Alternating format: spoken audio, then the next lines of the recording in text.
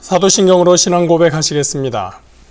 전능하사 천지를 만드신 하나님 아버지를 내가 믿사오며 그 외아들 우리 주 예수 그리스도를 믿사오니 이는 성령으로 잉태하사 동정녀 마리아에게 나시고 본디오 빌라도에게 고난을 받으사 십자가에 못 박혀 죽으시고 장사한 지 사흘 만에 죽은 자 가운데서 다시 살아나시며 하늘에 오르사 전능하신 하나님 우편에 앉아 계시다가 저리로서 산자와 죽은 자를 심판하러 오시리라. 성령을 믿사오며 거룩한 공회와 성도가 서로 교통하는 것과 죄를 사하여 주시는 것과 몸이 다시 사는 것과 영원히 사는 것을 믿사옵나이다. 아멘. 오늘 함께 보실 말씀 로마서 12장 14절부터 16절 말씀입니다. 신약성경 256면에 있습니다. 신약 256페이지 로마서 12장 14절부터 16절 말씀입니다. 로마서 12장 14절에서 16절입니다. 너희를 박해하는 자를 축복하라. 축복하고 저주하지 말라. 즐거워하는 자들과 함께 즐거워하고 우는 자들과 함께 울라. 서로 마음을 같이하며 높은 데 마음을 두지 말고 도리어 낮은 데 처하며 스스로 지혜 있는 채 하지 말라. 아멘. 심리학 용어 중에 인지부조화라는 말이 있습니다. 많이 들어보신 분들이 있을 텐데요. 그 사전적인 의미를 보면 인지부조화는 자신의 태도와 행동이 일관되지 않고 모순되어 양립할 수 없는 상태, 이렇게 되어 있습니다. 그래서 이 두 가지 이상의 반대되는 믿음, 생각, 가치 이런 것들을 동시에 가지고 있을 때 또는 기존에 있는 것과 반대되는 새로운 정보를 접했을 때 개인이 받는 정신적인 스트레스 또는 불편한 경험 등을 말한다. 이렇게 설명이 되어 있습니다. 성경을 읽을 때 특히나 오늘 본문과 같은 말씀을 읽을 때 저나 여러분은 약간의 인지부조화를 겪게 되지 않을까 생각해 봅니다. 다시 한번 볼까요? 14절 너희를 박해하는 자를 축복하라. 축복하고 저주하지 말라.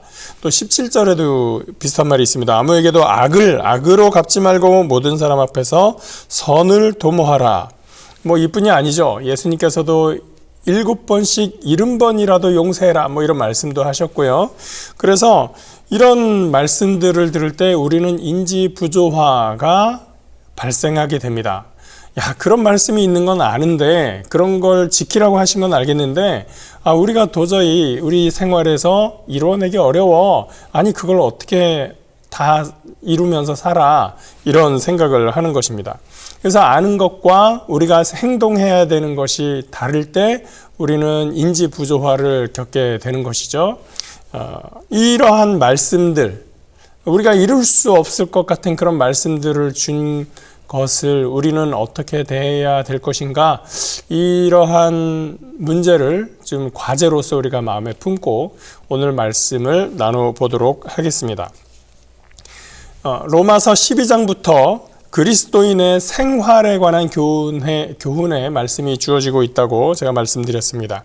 삶의 교훈과 지혜와 같은 그러한 내용을 기록하고 있기 때문에 어떤 학자들은 이 부분을 잠언 형식이다 이렇게 표현하기도 합니다. 잠언에 우리가 읽을 수 있는 것처럼 뭔가 이렇게 하는 것이 좋다, 저렇게 해야 된다, 이렇게 살아라, 저렇게 살아라, 이런 것들을 규정해 준다는 뜻이죠. 그렇게 잠언의 형식을 도입해서 12장부터 어떤 말씀을 하고 있는가를 보면 1절과 2절 그리고 3절까지 해서는 이제 그리스도인으로서의 삶에 있어서 가장 기본이 될 만한 원칙에 해당되는 말을 해주고 있습니다. 그리고 4절부터 13절까지는 성도들 간에 교회 안에서 서로 어떻게 믿음 생활을 공유하고 함께 믿음의 공동체로 살아갈 것인가를 이야기해주고 있습니다. 오늘 읽은 14절 이하에는 이제 13장까지 쭉 이어서요, 교회가 외부, 교회 바깥과 어떠한 관계를 맺어야 하는가, 어떻게 교회의 바깥 사람들과 함께 살아가야 하는가, 어떻게 대응하며 살아야 할 것인가를 이야기해주고 있습니다. 그런데 이 부분을 읽기 전에 우리가 먼저 고려해야 될 사항이 있습니다. 교회 내적으로는 우리가 로마서 읽으면서 여러 가지 보았었던 갈등의 요소들이 있었죠. 유대인과 유대인, 그러니까 유대교 안에 있는 유대교 신앙으로 철저한 유대인, 그리고 그리스도 신앙을 갖게 된 유대인 간의 갈등이 보였었습니다. 그리고 유대인으로서 그리스도인이 된 사람들과 또 이방인으로서 그리스도인이 된 사람들 간의 갈등도 있었습니다. 이러한 그 차이에 대해서 바울의 고민과 해법을 교리적으로 또 신앙적으로 설명하는 내용이 11장까지 이어졌었던 것을 우리가 보았습니다. 교회의 내적인 상황이 그렇다면 교회 외적인 상황은 어땠을까? 그러한 교회 바깥과의 상황도 그렇게 녹록지가 않았습니다. 우선은 유대 지역을 포함해서 바울이 복음을 전하던 선교 대상으로 삼던 지역은 모두가 로마 제국의 치하에 있었습니다. 로마 제국의 지배를 받고 있는 상황이죠. 로마서는 바로 그 로마 제국의 중심 도시였던 로마에 있는 그리스도인들에게 쓴 편지였습니다. 이 당시 교회의 사회적인 지위는 어땠을까요? 로마 제국은 각 지방들을 다시 통치하면서 그 지역의 고유의 신앙, 종교 이런 것들은 다 인정을 해줬습니다. 그래서 유대 지방에서 유대 사람들이 신뢰하고 있는 신앙을 갖고 있는 이 유대교 신앙을 허용하고 있었죠. 제국의 그 법치 제도 안에서. 그런데 이 기독교회는 로마 제국이 보았을 때는 유대교의 한 분파 정도로 생각을 하고 있었던 거예요, 처음에. 그래서 기독교다라고 해서 그리스도인이다라고 해서 로마가 처음부터 막 배척하고 그럴 이유는 없었습니다. 자기들끼리 믿는 그 신앙의 한 형태라고 생각을 했기 때문이죠. 그런데 세월이 흐르면서 보니까 유대인들 사이에서 서로 갈등이 생기는 거죠. 유대인들과 유대교의 철저한 유대인들과 그리스도를 따르는 유대인들 사이에 막 갈등이 생기는 거예요. 그것이 다른 데에서도 발생했겠지만 로마에서 봤을 때 이 로마에 살고 있는 유대인들 사이에서 그런 것들이 발생이 되는 겁니다. 점점 이 갈등이 격화되고 심하게 되는 것을 보면서 이 클라디우스 황제라고 하는 사람이 유대인 추방령을 내리게 됩니다. 로마에 있는 유대인들은 모두 떠나라 라고 하는 것이죠. 그때 이제 많은 사람들이 많은 유대인들이 로마에서 쫓겨나게 됩니다.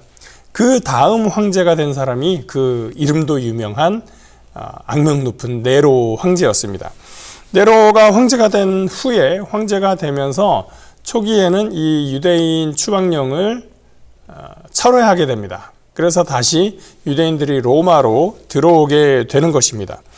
그래서 이 편지를 쓸 당시에는 네로의 추방령이 거두어진 이후에 유대인들이 계속해서 로마로 복귀하는 상황이었었던 것이죠.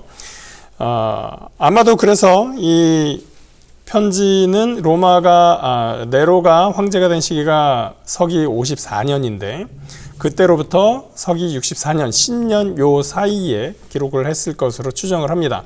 왜냐하면 로마 대화재가 발생했던 시기가 서기 64년이기 때문에, 그리고 그 64년 로마 대화재가 발생이 됐을 때 민심이 요동치고 폭동이 일어날 것 같고 하니까 네로 황제가 헛소문을 퍼뜨리죠. 야, 이 불은 그리스도인들이 방화해서 생긴 불이다 라고 소문을 퍼뜨리면서 사람들의 관심을 그리스도인들에게, 그 사람들의 증오심을 그리스도인에게로 향하게 했기 때문입니다. 그리고 그 로마 대화재로 인한 그리스도인들의 제국 차원에서의 핍박이, 공식적인 핍박이 이루어지게 되는데, 그 사건으로 바울과 베드로가 잡혀서 순교했다라고 전해지고 있기 때문에 이 로마서는 54년과 64년 그 사이 어느 시점, 보통은 한 58년, 59년 이때쯤에 기록됐을 것으로 알려지고 있습니다. 정리하자면 이 편지를 쓸 당시의 기독교회는 꽤나 소수 그룹에 해당되었었고, 로마 제국이 봤을 때는 유대교의 분파라면 인정을 할 수 있지만 유대교와 다른 종파다, 여태까지 알지 못하던 신흥 종파, 신흥 종교다라고 했을 때는 로마 제국으로서는 인정할 수 없는 그러한 모임이 되는 것이고 배척당할 그룹이 되는 것입니다. 그런 교회의 현실에서 대외적으로 기독교회가, 그리스도인들이 큰 소리를 내고 주장을 하고 이럴 형편은 아니었던 거죠. 잘못 목소리를 높이다가는 온 그리스도인들 자체가 몰살당할 그럴 위기에 처해 있는 것입니다. 실제로 그 후에도 여러 차례 제국 차원에서의 공식적인 교회 핍박, 교회 박해 사건들이 발생하게 되죠.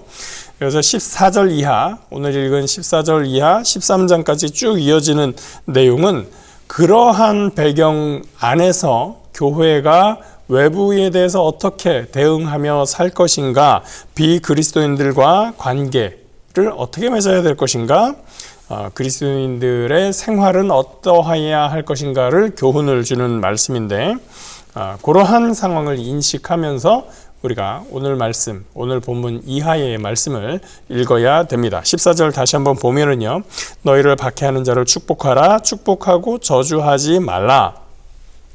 교회 외부와의 관계에 대해서 첫 번째 이야기하는 내용에 박해라는 단어가 들어간다는 것은 굉장히 의미심장합니다. 이미 당시 교회의 상황이 오늘 우리가 대한민국에서 신앙생활을 하는 상황과는 완전히 다르다라는 것을 알려주고 있기 때문입니다. 이미 당시 교회는 모종의 박해의 상황에 있었고 우리는 교회를 박해하는 상황에 살고 있지는 않기 때문입니다. 물론 오늘날에도 교회를 싫어하는 사람들이 많이 있는데 그것은 이 로마서 당시의 교회 박해 상황과는 많이 다른 것이죠. 문제는 그 박해하는 자들을 축복하고 저주하지 말라라는 말씀입니다. 감정적으로 쉽지 않은 내용입니다. 아까 말씀드린 인지부조화가 발생하는 그런 상황입니다. 인지부조화를 안고서 그 다음 구절로 진행해 봅니다. 15절, 즐거워하는 자들과 함께 즐거워하고 우는 자들과 함께 울라. 이 말씀이 교회 바깥 사람들에 대하여 주어지고 있다는 것에 대해서 우리는 주목해야 됩니다. 물론 교회 안에 있는 사람들에 대해서 당연히 그렇게 해야 되지만 이 말씀이 교회 바깥에 있는 사람들에 대해서도 주어지고 있다. 얼마 전에 무안공항에서 있었던 그 항공기 사고 때문에 인터넷 댓글로 그 사고와 관련해서 보상금만 몇 명이냐, 가족 다수가 사망한 집은 신나겠다라는 악플을 올린 사람이 경찰에 붙잡혔습니다. 잡고 나서 보니까 이 사람이 왜 그랬어? 라고 물어보니까 뭐라고 했다고 하냐면 뉴스를 보다가 별 생각 없이 기록했다라고 진술을 했다는 거죠. 세월호 때도, 이태원 때도 별 생각 없이 또는 별 생각이 있었어도 가족과 자식을 잃은 유가족들에게 이런 비슷한 가혹한 말들을 퍼부었던 일이 있었습니다. 우는 자들을 조롱하고 비웃는 자들은 어떠한 변명으로도 용납될 수가 없습니다. 무안공항에서 유가족과 봉사자들을 위한 음식 제공하는 봉사활동이 있었습니다. 그 뒷면 현수막에 힘내세요, 한국교회가 함께합니다 라는 말이 써 있었습니다. 저는 그 말을 보면서 이렇게 울컥하는 마음이 있더라고요. 사회적인 아픔이 있을 때 교회가 할 일이 바로 이런 것들입니다. 즐거워하는 곳에 가서 찬물을 끼얹고 우는 곳에 가서 조롱하고 비웃는다면 그것은 그리스도인들의 삶이 아닌 것이죠. 그곳에 함께 참여해서 기뻐하고 함께 눈물 흘리며 섬기는 것, 그것이 교회가 바깥 세상을 향해서 해야 될 태도인 것입니다. 또 16절입니다. 서로 마음을 같이 하며 높은 데 마음을 두지 말고 도리어 낮은 데 처하며 스스로 지혜 있는 체 하지 말라. 그리스도인들은 같은 마음을 품어야 되는데 그 마음은 어떠해야 하는가? 높은 데 마음을 두지 말라 라고 합니다. 이게 무슨 말인지 아리송할 즈음에 바로 다음에서 답을 알려주죠. 낮은 데 처하라. 처한다 라는 말은 어떤 형편이나 처지에 놓인다 라는 말로 우리 사전에 써 있습니다. 한자로 처라는 것은 장소, 지위 이런 것을 이야기합니다. 장소다 해서 무슨 높은 산에 가지 말고 낮은 저지대에 살아라 그런 얘기는 아닐 거예요. 당연히 높은 데 마음을 두지 말아라.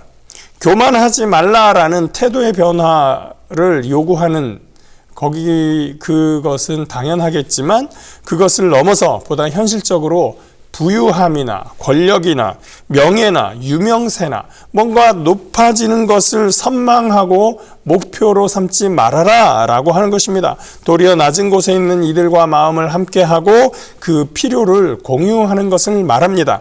그러면 누가 높은 곳에 가야 하느냐, 누가 권력을 가질 수 있느냐, 그 권력이 갖고 싶어서 그 권력을 향해서 가는 사람은 안 되는 것이고 그 권력을 사용해서 낮은 데에 있는 사람들과 함께 공유하고자 하는 사람이 높은 곳에 갈 자격이 있는 것입니다. 제가 군대에 있을 때요, 저희 부대장은 간부들 회의를 하다가 종종 사단 참모 같은 상급 부대의 장교들에게 전화를 했는데 그때 이런 말을 많이 합니다. 높은 데 있을 때 좀 잘 봐줘. 위에 있을 때 좀 도와줘. 이런 얘기를 합니다.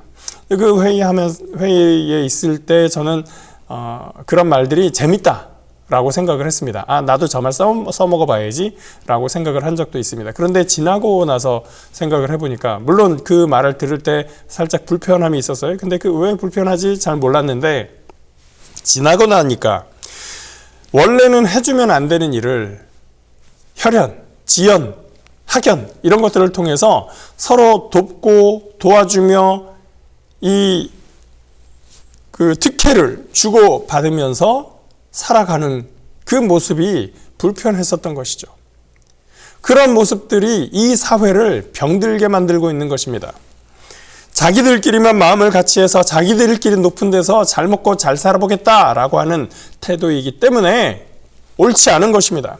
적어도 낮은 데 처한 사람들의 방식은 아닌 것이죠.